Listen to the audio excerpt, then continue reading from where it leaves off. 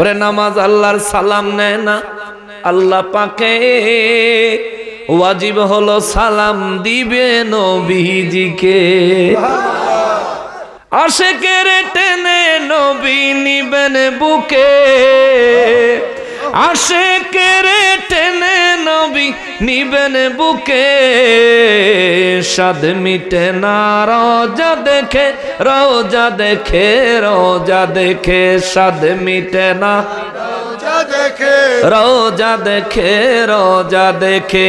কি উপমা দিব আমি আমার মুখে, আমার মুখে, কি উপমা দিব আমি আমার মুখে, আমার মুখে, স্বাদ মিটে না রোজা দেখে, রোজা দেখে, রোজা দেখে, স্বাদ মিটে না রোজা দেখে, রোজা দেখে, রোজা দেখে। মারহাবা কর, ছোট্ট একটু কইলাম আর কি। নবী ছাড়া চলবে না। তো ভাই তুমি তোমার হুজুরের পক্ষ নাও, নবীর পক্ষ নিতে পারো না কেন? তুমি আগে নবীর পক্ষ নিবা। যেই আলেম নবীর পক্ষে, তুমি তার পক্ষ নিবা। তাইলে সে না তুমি মরলেও, এই জন্য তোমার জীবন গেলেও তুমি শাহাদাতের মর্যাদা পাইবা। ঠিক কিনা বলেন? তুমি আছো তোমার হুজুর লয়ে, হ্যাঁ আমার হুজুর এত সুন্দর ওয়াজ করে, হুজুরের বিরুদ্ধে ওয়াজ করলেন। আরে তোর হুজুর যে ভিত্তি দিয়ে হচ্ছে রয়েছে, তোর খবর আছে নি? তোর হুজুরের বাইরে দিয়ে ফিটফাট, ভিতরে দিয়ে সদর ঘাট। ঠিক কিনা বলেন? তোমার হুজুর কয় বেলা নবী এলমে গায়েব জানে না। তো আমার ভাই, তোমার আমি জিজ্ঞেস করি, কিয়ামতের ময়দান কি বাস্তবায়ন হয়ে গেছে? কিয়ামতের ময়দানে কে কোথায় দাঁড়াবেন, আপনি কোথায় থাকবেন, আমি কোথায় থাকবো আমরা জানি? বলেন আমরা জানি? জানি না, কিন্তু আমার নবী জানেনি। তিরমিজি শরীফের 3616 নাম্বার হাদিসটা খুললা নিজে পড়া, তারপরে নবীর সম্পর্কে তোমার হুজুরের কথা মান্না আমার বিরুদ্ধে কথা কইস। ঠিক কিনা বলে? আমি আজীবন উচিত কথা কইছি, শয়তানের নাম ধরে শয়তান চিনাইয়া দিছি, ভবিষ্যতে যতদিন বাঁচবো ইবলিস চিনাইতেই থাকবো। তোমরা বিরোধিতা করো, গাড়ি ভাঙ্গো, দাওয়াত দিয়ে নিয়ে মাহফিলও মারতে চাও, হামলা করো, যাই করো না কেন, নিঃশ্বাস আছে তো নবীর পক্ষে কথা চলবে। নিঃশ্বাস আছে, নবীর দুশমনদের বিরুদ্ধে হুঙ্কার চলবে। তোমার হুজুরের কত বড় দুঃসাহস! তোমার হুজুর এত বড় শিক্ষিত, তোমার ভাই, আমার ভাই, তোমার হুজুরে তুমি জিজ্ঞেস করো, হুজুর আপনি সূরা আলে ইমরানের 179 নম্বর আয়াতের ব্যাখ্যাটা একটু করেন চে, হুনি আল্লাহ কি কইছে? তো গুমনটা ফাঁসিয়ে যাই। আমি একটু কয়ে দিই আপনার করে, কেমন? ভালো করে শুনে দিই, যেহেতু ইমানের ব্যাপার আছে আখেরাত দিবসের উপরে। সূরা আলে ইমরানে 179 নম্বর আয়াতে কারিমায় রব্বুল ইজ্জত রব্বুল আলামিন আমার পরওয়ারদিগারে আলম বলেন, জগৎবাসীরা রে, ও দুনিয়াবাসীরা শোনো, বিসমিল্লাহির রহমানির রহিম, মা কানাল্লাহু লিয়াযা ما كان الله ليذر المؤمنين على ما أنتم عليه حتى يميز الخبيث من الطيب وما كان الله ليطلعكم على الغيب ولكن الله يجتبي من رسله من يشاء فآمنوا بالله ورسله وإن تؤمنوا وتتقوا فلكم أجر عظيم आवाज करे पढ़न सुभान अल्लाह وإن تؤمنوا وتتقوا فلكم أجر عظيم আল্লাহ রাব্বুল ইজ্জত বলেন, মা কানাল্লাহু লিয়াযারাল মুমিনিনা আলা মা আনতুম আলাইহি হাত্তা ইয়ামিজাল খাবিসা মিনাত তাইয়্যিব। আল্লাহ বলেন, নবী গো রাহমাতুল লিল আলামিন বিশ্ববাসীর খবর দেন, সাহাবায়ে কেরামের ভিতরে মুনাফিক আছে। মুনাফিক, যে মুনাফিক সে সাহাবী না, যিনি সাহাবী তিনি মুনাফিক না। মনে থাকবো নি কথা? এটা আকীদার বিষয়, খবরদার। কোন সাহাবী মুনাফিক না, কোন মুনাফিক সাহাবী। কাফেররা নবীজিকে দেখছে যেমন কোনো লাভ হয় নাই ঈমান না আনার কারণে, মুনাফিকরা নবীর পিছনে নামাজ পড়ছে তেমন লাভ হয় নাই নবীর উপর পরিপূর্ণ ঈমান না আনার কারণে, ঠিক কিনা বলে? তাইলে ক্লিয়ার হয়ে গেল কোন সাহাবী মুনাফিক না, কোন মুনাফিক সাহাবী না। রব্বুল ইজ্জত বলেন, নবী গো সাহাবীদেরকে খবর দেন, আমি আল্লাহর বর্ণনা, আমি আল্লাহ মুসলমানদেরকে এমনে এমনে ছাইরা দিতাম না। কি করবেন গো আল্লাহ? আল্লাহ বলেন সাহাবীদের মধ্যে, খেয়াল করেন, সাহাবীদের মধ্যে ইয়ামিজাল খাবিসা মিনাত তাইয়িব, সাহাবায়ে কেরাম হলেন পবিত্র, সাহাবায়ে কেরাম হলেন পবিত্র, তাদের মধ্যে মুনাফিকরা হইল খবিশ। কি কি জোরে কোন কি? এই ব্রাহ্মণ পাড়ায় যদি কেউ কাউরে খবিশ কয়, এটা কি ভালো কথা না গালি? আপনার এলাকাত কি গালি নেই? আমরা এলাকাত খবিশ গালি। আমরা তো চাঁদপুর, চাঁদপুর আগে তো কুমিল্লাই আসিলাম, ও অনসানা চাঁদপুর হইছি আমরা। এদিকে মুরব্বীরা ফুলাফান অনেক সময় ধমক দিয়ে দুরু খবিশ, মানে এটা ধমক দিয়ে বলে, এটা ভালো কথা নয়, খারাপ কথা হিসেবে বলে।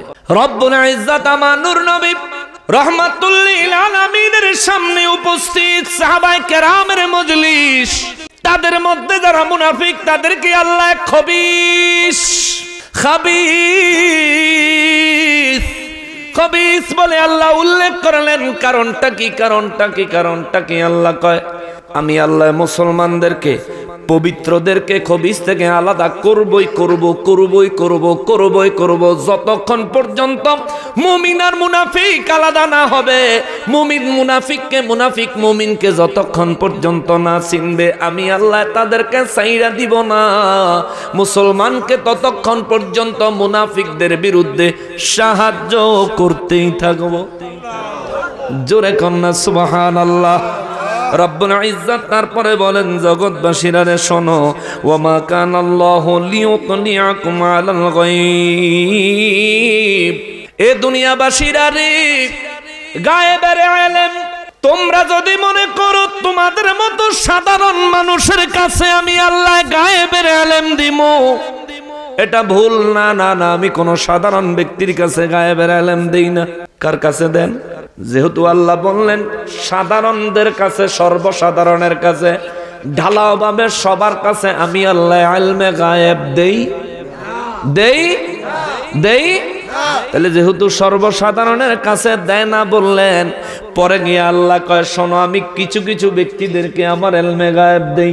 আল্লাহ কারে দেন? কারে দেন? দলিল সূরা আলে ইমরান 179 নম্বর আয়াত, সূরা আলে ইমরান 179 নম্বর আয়াত, সূরা আলে ইমরান 179 নম্বর আয়াত। আল্লাহ বলেন, শোনেন, সমস্ত বাতিলদের মুখের উপর জুতা পড়ে যখন কোরআন থেকে দলিল দেয়, তখন দলিল দিয়া না পারলে হামলা মামলা করার চেষ্টা করে। যত কিছুই করো না কেন, ইমানদারকে ঠেকাইতে পারবি না। ঠিক কিনা বলেন? রব্বুল ইজ্জত বলেন, আমি আল্লাহ ঢালাও ভাবে সর্বসাধারণের ইলমে গায়েব দেই না।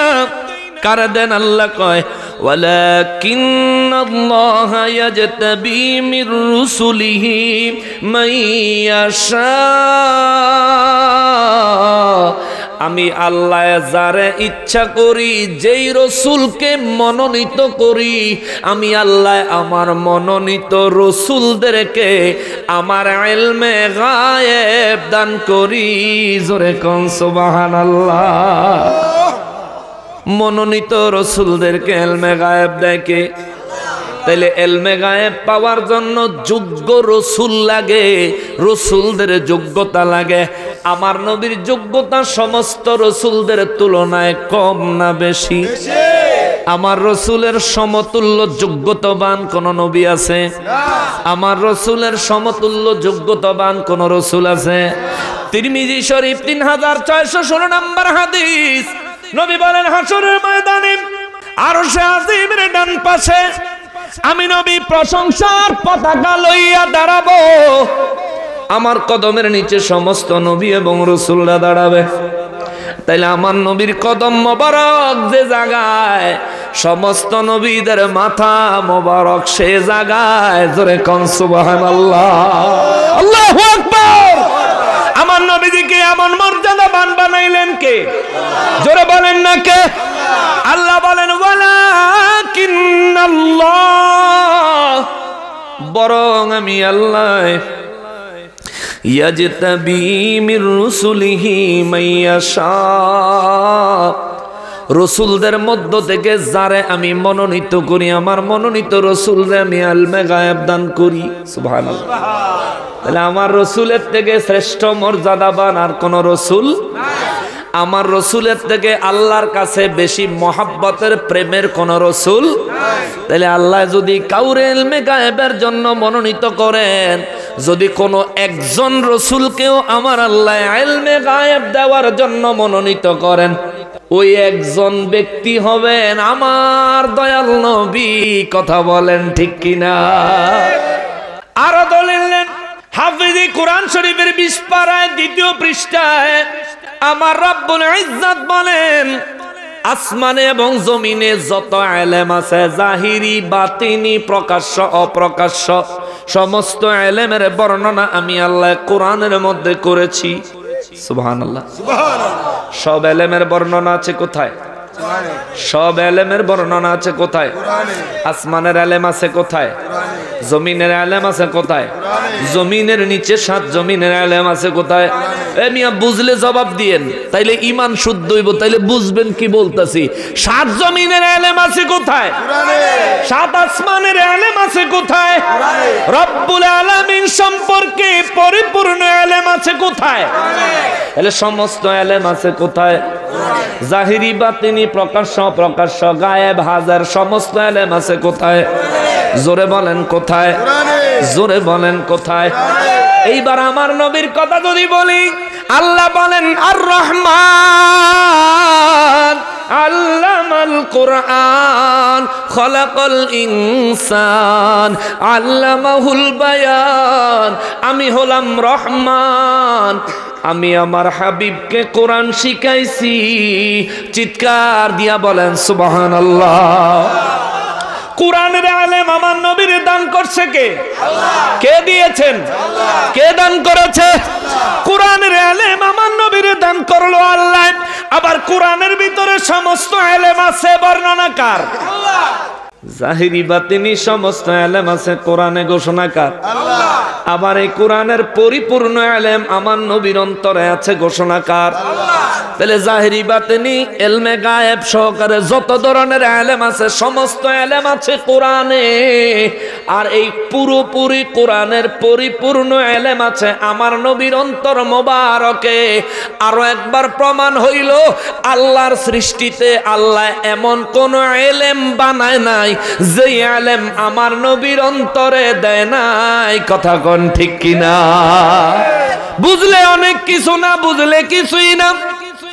মানলে ঈমান, না মানলে আবু জাহেল গিরি। ঠিক কিনা বলেন?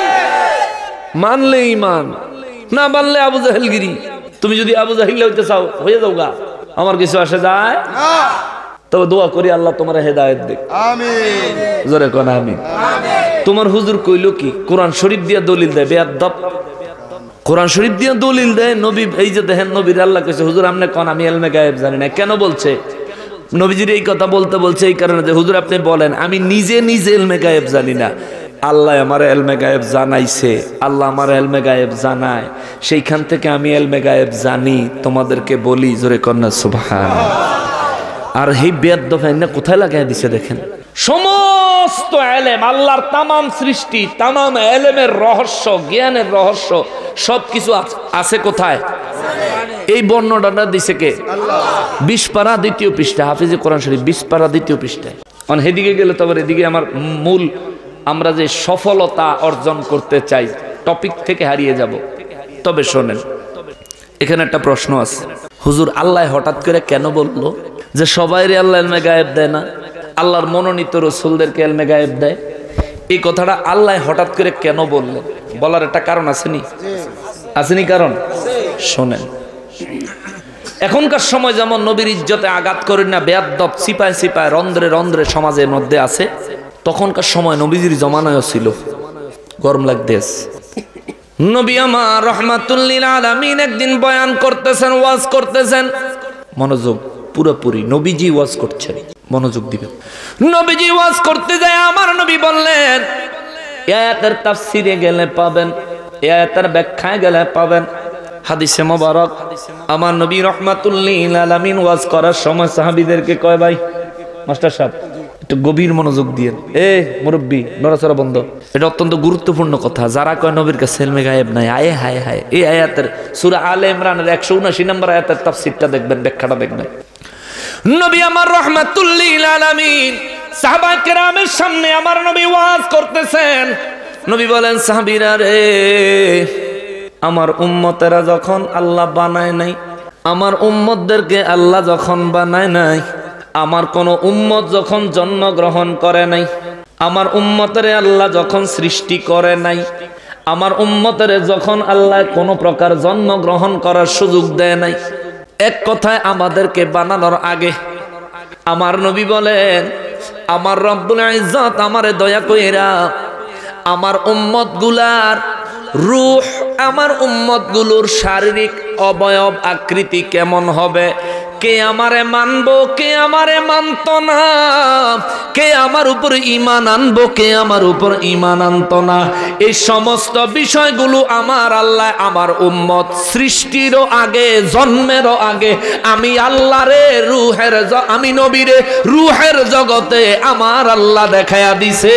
জোরে কোন সুবহানাল্লাহ, আল্লাহু আকবার। নবীজি বলেন, আদম নবীরে আল্লাহ বানায়া, আদম নবীর আল্লাহ বানাইয়া আদম নবীর উম্মতদের মধ্যে কে আদম নবীর উপর ঈমান আনবো, কে আদম নবীর উপর ঈমান আনতো না, এই পুরোপুরি বিষয়গুলি আল্লাহ আদম নবীরে দেখায়া দিছে। সুবহানাল্লাহ কোন। আদম নবীরে যেমন দেখাইছে, আদম নবীরও লক্ষ লক্ষ কোটি কোটি বছর আগে আল্লাহ আমি নবীজিনেও দেখাইছে। আমার নবী এই বয়ান করলে সমস্ত সাহাবীরা খুশি। সুবহানাল্লাহি ওয়ালহামদুলিল্লাহি ওয়াল্লাহু আকবার, ওয়ালহামদুলিল্লাহ বলে বলে সাহাবায়ে কেরাম শুকরিয়া আদায় করলেন। কেননা সাহাবীরা বলেন, আমার নবীরে আল্লাহ এত মর্যাদা দিছে, আমাদেরকে বানানোর আগে, আমাদেরকে জন্মগ্রহণ করার সুযোগ পাওয়ার আগে আমার নবীর সামনে আমাদেরকে দেখায়া দিছে। সাহাবীরা খুশি। মুনাফিকের বাচ্চারা, বেয়াদবেরা তারা নবীর ইজ্জতে আঘাত করার জন্য তারা ওখানে চিৎকার, তারা ভিতরে ভিতরে কথা বলতে লাগলো। তারা কথা বলে, কে রে এখানে কথা বলে, কে? আমরা কি জানো ইত্রামি করতাম বুঝি কেন রে? চুপ, আমি কথা কইতেছি না বাবা, কেউ কথা কইেন না। আব্বা বাবা কথা কইেন, আমি কইছি তো, আর করতো না, ইশারাই কাফি। কিছু আছে ইশারা দিলে কাফি, আর করতো না, কেউ কথা কইেন না। কোরআন শরীফ থেকে কিছু কথা কইয়া যায়, হায়াতে বাসি না বাসি স্টেশন নাই, কিছু দলিল আদিল্লা দিয়া যায়। আমার এই কথাগুলোর মধ্যে কি একটাও ফাউল কথা মনে হয়েছে? আজারে কথা নকশবন্দি কয় না। নকশবন্দি যদি আজাইরা ফাউল কথা কইতো, তাহলে নকশবন্দিরে কবে বেড় দিয়া লাইতো নকশবন্দিরে। আজ পর্যন্ত কোনো মামুর হুদে কোরআন হাদিস লইয়া সামনে খাড়াইতে পারে না কিল্লিগা। ও দাওয়াত দিয়া ষড়যন্ত্র করে দাওয়াত দেয়, গাড়ি ভাঙতে চায়, আক্রমণ করতে চায়, মেরে লাইতে চায় কিল্লিগা। যার ভিতরে দলিল নাই হে লাড়ি লয়, অস্ত্র লয়, হত্যা করার চেষ্টা করে, ঠিক কিনা? তোমরা যতদিন নবীর ইজ্জতে আঘাত করবা, ততদিন পর্যন্ত নবীর জবান থেকে বের হওয়া আল্লাহর কালাম কোরআনুল কারীম দিয়ে ততদিন পর্যন্ত তোমাদেরকে শায়েস্তা করার ব্যবস্থা আল্লাহ 1450 বছর আগে দিয়ে গেছে। শুধু খোঁজন দরকার, বাইর করণ দরকার, আর সাইজ করণ দরকার, ঠিক কিনা? আপনি গুলি করলে আহত হইয়া বাচ্চা যাইব, কিন্তু যদি দলিল দিয়া হিট করতে পারেন, যদি দলিল দিয়া তারে হতাইতে পারেন, হইলে মানন লাগবো, নইলে শেষ, ঠিক কিনা বলেন? মানন ছাড়া অন্য কোনো উপায় বুঝছেন? নবীজি যখন বললেন আমার উম্মত সৃষ্টিরও আগে, আমার উম্মতের জন্মেরও আগে, জন্মের খবরই নাই, সৃষ্টি করে নাই, জন্ম হইব কই থেকে? নবীজি রাহমাতুল লিল আলামিন বলেন আমার উম্মত সৃষ্টিরও আগে, জন্মেরও আগে আমি নবীরে আমার আল্লাহ আমার উম্মতের শরীর বডি সহ, সুবহানাল্লাহ, শরীর বডি আমরা কেমন হব, আমাদের আকৃতি সহ নবীজির সামনে আমার আল্লাহ তুলে ধরেছে। জোরে বলেন না সুবহানাল্লাহ। আল্লাহর পক্ষে সম্ভব নেই, সম্ভব নেই। আরিফ বিন হাবিব না, এই ভদ্রলোকের আমি বলতে চাই আমার ভাই, ওনার এমনি কথাবার্তা কিন্তু বেয়াদব না, এমনি খুব সুন্দর কথা কয়। অতএব তারেও আমরা হিট করলাম না, তবে তার কাছে একটা প্রশ্ন রাখলাম, ভাই আমার নবীজি রুহের জগতে কি হয়েছে দুনিয়াতে এসে বলতেছেন, হাসরের ময়দানে কি হবে আমার নবী দুনিয়াতে বলে গেছেন, আপনিও তো রুহের জগতে আছিলেন, কোনসে দেখি কি হয়েছিল আপনার লগে, কি ঠিক কিনা বাবু? আপনি তো ছিলেন রুহের জগতে, কি হয়েছিল বলেন না? হাসরের ময়দানে আপনার অবস্থা কি হবে বলেন দেখি, পারবো? আমার নবী পারবো নি?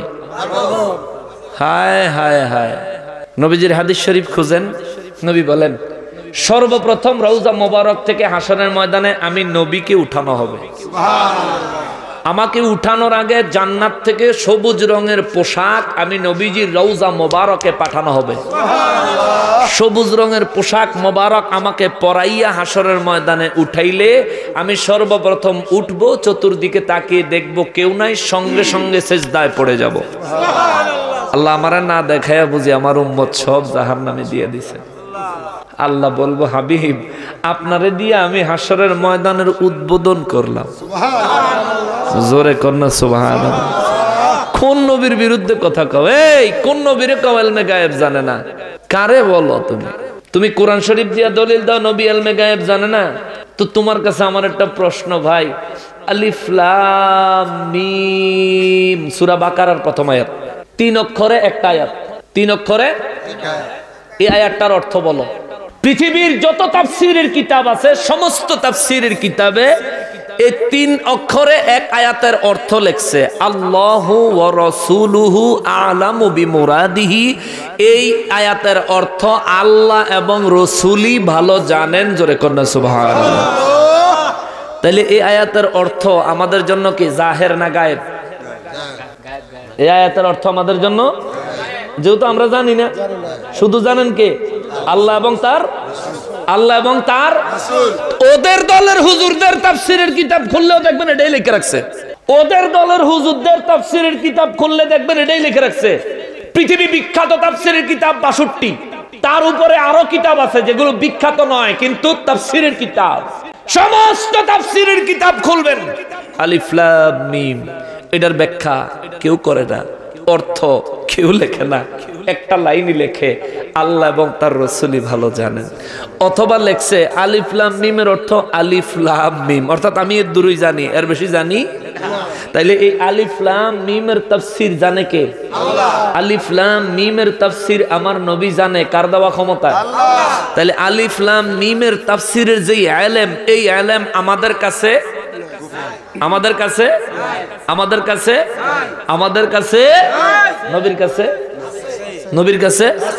নবীর কাছে এই তো ইলমে গায়েব নবীর কাছে আছে। জোরে কন্যা সুবহানাল্লাহ।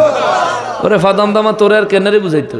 কেমনে বুঝাইতো? তোমার যদি হিম্মত থাকে, ইলমের বহর যদি থাকে, আল্লাহর রাসূল ইলমে গায়েব জানে না এমন বাজে মন্তব্য করার আগে কুরআন শরীফে আলিফ লাম মিম, আলিফ লাম রা, কাফ হা ইয়া আইন সাদ, আলিফ লাম মিম সাদ, ইয়াসিন, তাহা, এই হরফে মুকাত্তাত গুলির একটা ব্যাখ্যা করে দেখাবি।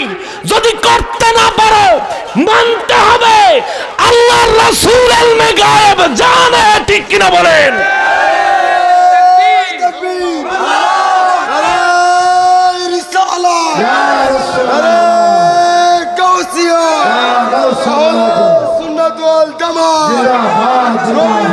দুশ্মনেরা যেখানে রিসালাতের স্লোগান যেখানে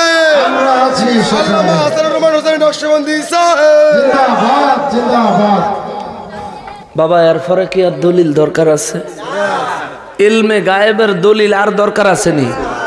যে বলবে নবী ইলমে গায়েব জানে না তারে কোরআন শরীফ খুলে দিয়ে কইবেন বলে আলিফ লাম মিম এটার ওয়াজ করো, বলে আলিফ লাম মিমের ওয়াজ করো। এই ছাত্র ভাইরা, এই ছাত্ররা, এই মাদ্রাসার ছাত্ররা, আব্বা তোমরা মাদ্রাসাত পড়ো না? আলিফ লাম মিম পড়ছো না? তোমাদের যদি কোনো হুজুর কয় তোমরা কইবে যে হুজুর আলিফ লাম মিমের অর্থ কোন? পারবানি কইতে আব্বা? মাশাআল্লাহ। এই ওরা ভবিষ্যৎ, এরা ভবিষ্যৎ।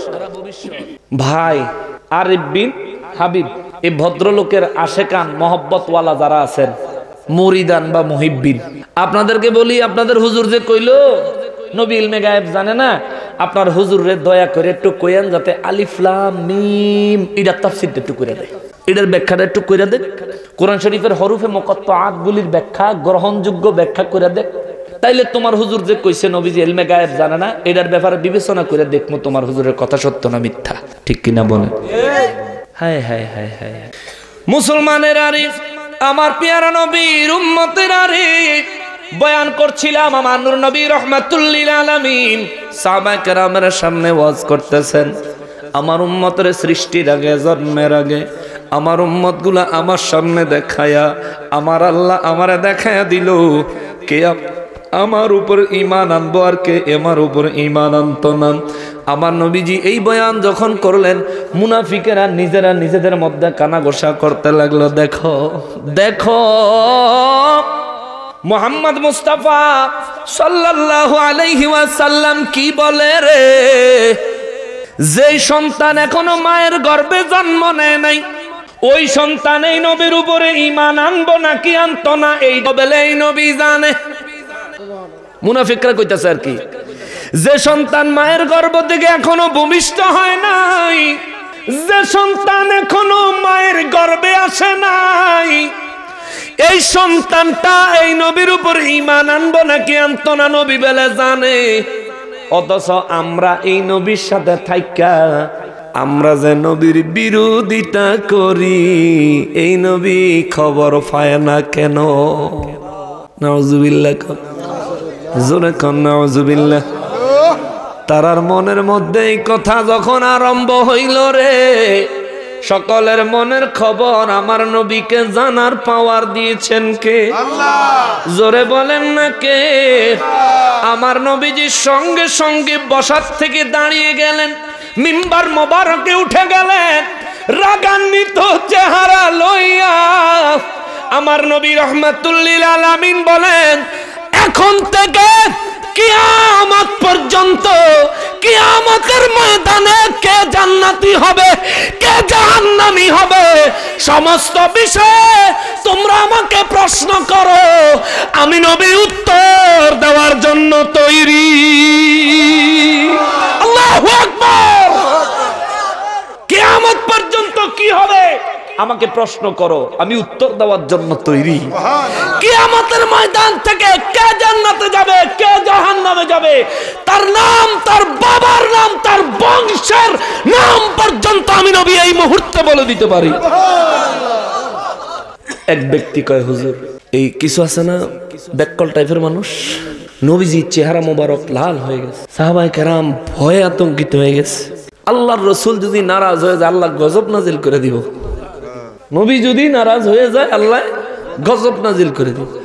সাহাবায়ে কেরামের ভিতরে ভয়ে কম্পন ছুটে গেছে। এক ব্যক্তিকে, হুজুর বললেন তো আমার বাবার নাম কি? নবীজি তার দিকে তাকায় বললেন, তোমার বাবার নাম হুযাফা। সুবহানাল্লাহ। ওই লোক বলেন, হুজুর জীবনে প্রথম আপনার দরবারে আপনার মজলিসে আসলাম, বহু দূর আমার বাড়ি, আমার বাবার নাম কি এখানে আমি ছাড়া আর কেউ জানে না, আপনি যেহেতু বলে ফেলেছেন আপনি সত্য নবী, আমি ঈমান আনলাম। ওমর রাদিয়াল্লাহু তাআলা আনহু দাঁড়ায় কয়, ইয়া রাসূলুল্লাহ, হুজুর আল্লাহ আমাদের রব, আমরা এটা মানছি, কোরআন আল্লাহ আপনি নবীর মাধ্যমে আমাদেরকে দান করেছেন, হুজুর আমরা এটা মানছি, হুজুর আপনাকে আল্লাহর রাসূল হিসেবে পাঠাইছেন, হুজুর এর উপরে আমরা ঈমান আনছি, দয়া করে আপনি আর রাগান্বিত হবেন না, হুজুর আপনি আমাদেরকে মাফ করুন, হুজুর আমাদেরকে মাফ করুন, হুজুর আপনি যদি রাগ হন, আপনি যদি কষ্ট পান, সব শেষ হয়ে যাইব। সূরা হুজুরাতের 2 নম্বর আয়াতে কইছে, আন তাহবাতা আমালুকুম ওয়া আনতুম লা তাশউরুন, তোদের জীবনের সব আমল ধ্বংস হয়ে যাইব, তোরা টেরও পাইতি না, শুধু যদি তোরা একজন আরেকজনের যেভাবে সম্বোধন করো, যদি নবীরে খালি এভাবে ডাক দেস, হুজুর আপনারে আমরা নিজেদের মতো একজনের মতো আরেকজনের মতো আপনাকে ডাক দিলে আমাদের সব আমল শেষ হয়ে যাব, আর আপনি সেই নবী যেই রাগান্বিত হয়েছেন, হুজুর আমাদেরকে মাফ করে দেন, হুজুর আমাদেরকে মাফ করে দেন, জোরে কন্যা সুবহানাল্লাহ। কোন নবীরে বলো ইলমে গায়েব জানে না? নবী ইলমে গায়েব জানে না, এইটা নিয়ে গবেষণা করতো কি সাহাবীরা না মুনাফিকেরা? এই যে মাত্র আমরা ঘটনাটা বললাম, নবী ওয়াজ করতেছিলেন, এই যে ঘটনাটা, এই ঘটনা কি নবীজি ইলমে গায়েব জানে না? এই ধরনের সমালোচনা গবেষণা নিজেদের মধ্যে কথাবার্তা বলতো কি সাহাবীরা না মুনাফিকেরা? কথা বলেন না কেন? কারা? জোরে বলেন না কারা? এখনো যারা বাংলার জমিনে নবী ইলমে গায়েব জানে না বলে, এরা এই মুনাফিকদের প্রেতাত্মা, ঠিক কিনা বলেন? এরা ওই মুনাফিকদের দল, ওদের বংশধর। এরা বলতেছে এদেরকে যত দলিল দিবেন এরা বলবেই, যত দলিল দিবেন ওরা বলবেই। কিন্তু বাবা ওদের দিকে তাকায় থাকলে লাভ হইতো না। আমাদের কাজ আমরা নিজেরা কইরা আল্লাহ এবং তার রাসূলের দরবারে নিজেকে পেশ করতে হবে। আজকে দুনিয়ার মধ্যে যত মাস্তানি করার কইরালো দেখা যাইবো কয়টা আর মাস্তান হইছ কিয়ামতের ময়দানও, ঠিক কিনা বলেন? সেদিন দেখা যাইবো তুমি কত বড় জানলেওয়ালা হইছো, আল্লাহর রাসূলের সামনে তুই কেমনে দাঁড়াবি দেখিস। আমি আমার দয়াল নবীর সামনে দাঁড়াবো, আমি আমার নবীজির আল্লাহ ইলমে গায়েব দিছেন এই কথা মানতাম, আমার নবীর মর্যাদা সব নবীদের উপরে এটা মানতাম, আমার নবীকে আল্লাহ নূর মোবারক দিয়ে সৃষ্টি করেছেন আমি এটা মানতাম, আমার নবীর আহলে বাইতদেরকে জীবনের থেকে বেশি ভালোবাসতাম, আমার নবীর ভালোবাসার ক্ষেত্রে বাড়ি ঘর টাকা পয়সা ধন দৌলত সংসার পরিবার পরিজন কিচ্ছু চিন্তা করতাম না, নবীর ভালোবাসায় কুরবান করে দিতাম। আমি এটা নিয়ে নবীর সামনে কিয়ামতের ময়দানে দাঁড়াবো, ইয়া রাসূলুল্লাহ কিছু করতে পারি নাই, যথেষ্ট হয় নাই, কিন্তু হুজুর এই সামান্য চেষ্টা করছি। আর তুই যদি দাঁড়াস তুই কি কবি? হুজুর আমি ওয়াজ করছি আপনি মাড়ি, হুজুর আমি ওয়াজ করছি আপনি ইলমে গায়েব জানেন না, হুজুর আমি ওয়াজ করছি হাসরের ময়দানে আপনার গুনাহ বেশি হইব না নেক বেশি হইব এটা লই আপনি টেনশনে থাকবেন, আপনি উম্মতের বাঁচাবেন কুম্বালা, এই সমস্ত চিন্তা ভাবনা আপনি থাকবেন। এই সমস্ত ওয়াজ হুজুর দুনিয়াতে আমি আমি কইরাইছি, আমারে শাফাআত করেন, করব? করবে? আল্লাহর রাসূল তখন বলবেন সুহকান দূর হ, তোর সাথে আমার কোনো সম্পর্ক নাই। সেদিন কি উপায় হবে? তোমার হুজুর দেখতে সুন্দর, হ্যাঁ তোমার হুজুর সুন্দর শুদ্ধ করে কথা কয়, হ্যাঁ তোমার হুজুর কথার ফাঁকে ফাঁকে ইংরেজি বুলি ফুটায়, তোমার হুজুর অনেক শিক্ষিত নবীর নিরক্ষর,